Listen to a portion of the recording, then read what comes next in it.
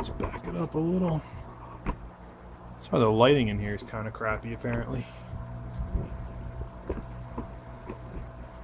Okay. Just got my clutch disc cleaned off as best I can. I'm going to go ahead and put it on my install tool. This is an LS7, a stock LS7 clutch, by the way. I got it from Scoggin Dickey when I redid my clutch setup. Really good clutch for the price. The problem with it is it weighs a ton. I mean, it's like the heaviest clutch I've ever experienced. Not in pedal feel, but in just in sheer weight. It's ridiculously heavy. I went from a spec stage 2 or a spec stage 3 to this, and the spec stage 3 was a pain in the ass to drive on the street. Pardon my French, but boy, did it like to rev. I mean, it would rev and feel kind of like there was no clutch at all.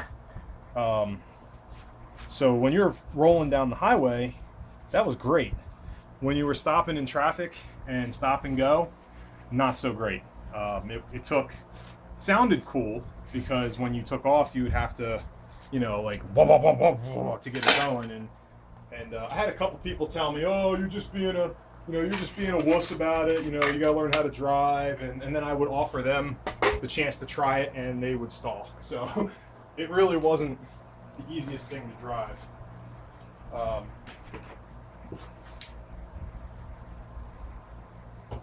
But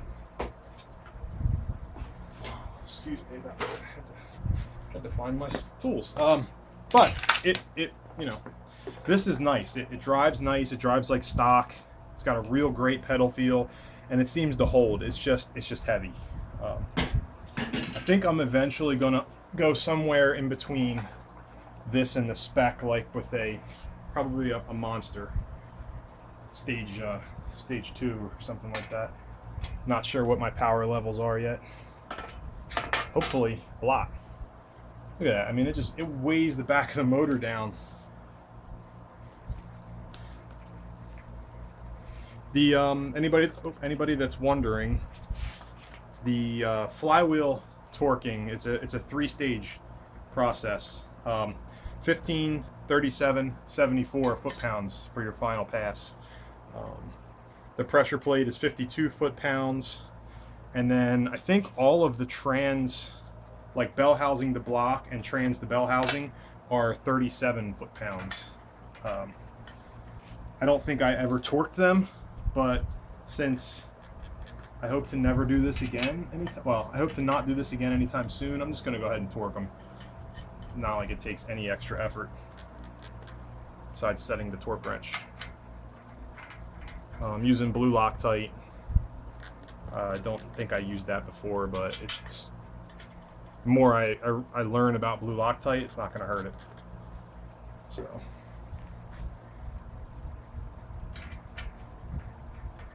throw them on there. Find out what size these are. 13 mil.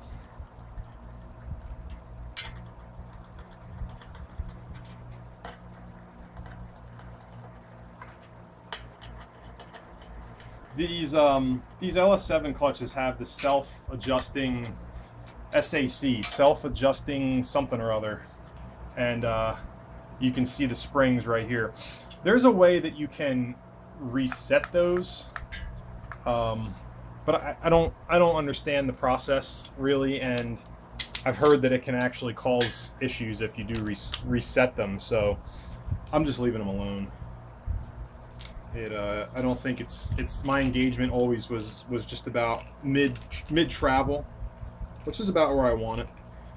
I experienced the same thing everyone else did with this clutch right off the bat. It was like I almost couldn't move the car because the engagement was like right on the, was it right on the floor or right on at the top? It was right on the floor, I think.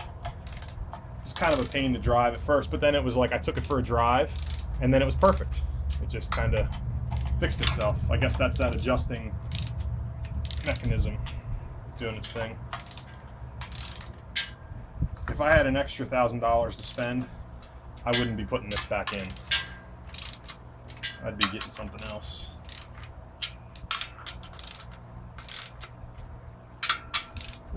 There's guide pins on this pressure plate, so I don't really feel like I need to do a crisscross pattern or anything. Just trying to pull it down evenly before I start the torquing.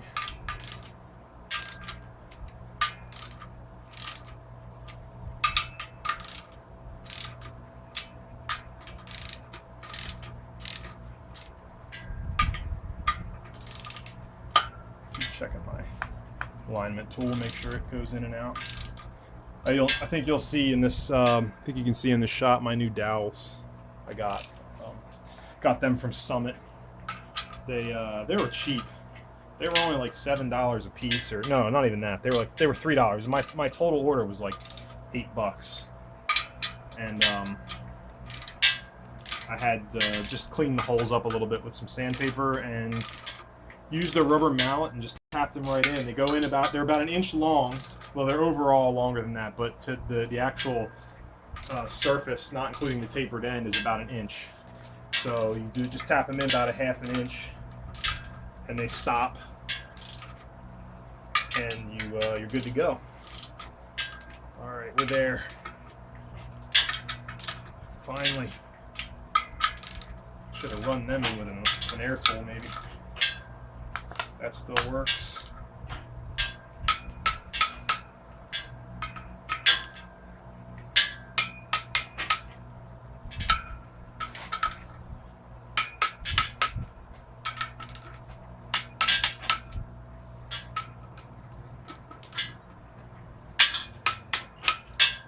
I hate the motor swinging on the hoist.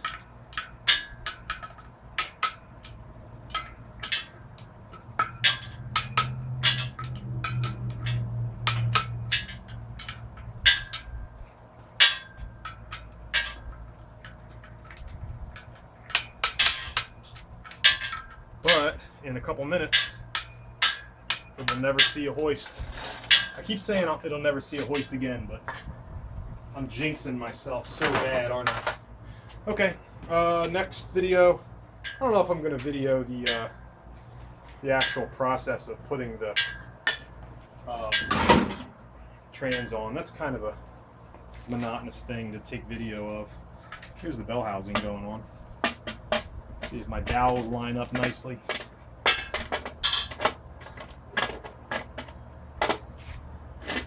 Guess they would. What the heck is going on here? Oh, dummy. Why don't you guys tell me I left bolts in the bottom? My fixed bolt hole. Now, let's try this again.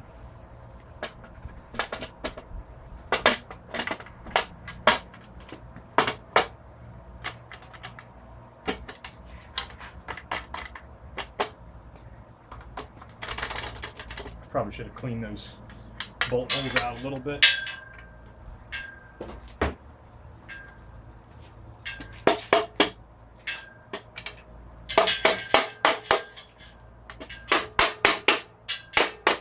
There she is. It's really killing me that I didn't clean this up, the Bellhousing more, or the trans, but you know what? I drive this thing enough. Well, hopefully I'm driving this thing enough to where it's going to get dirty. So what was the point? It's hidden anyways. All right, next video will be just an overview update probably.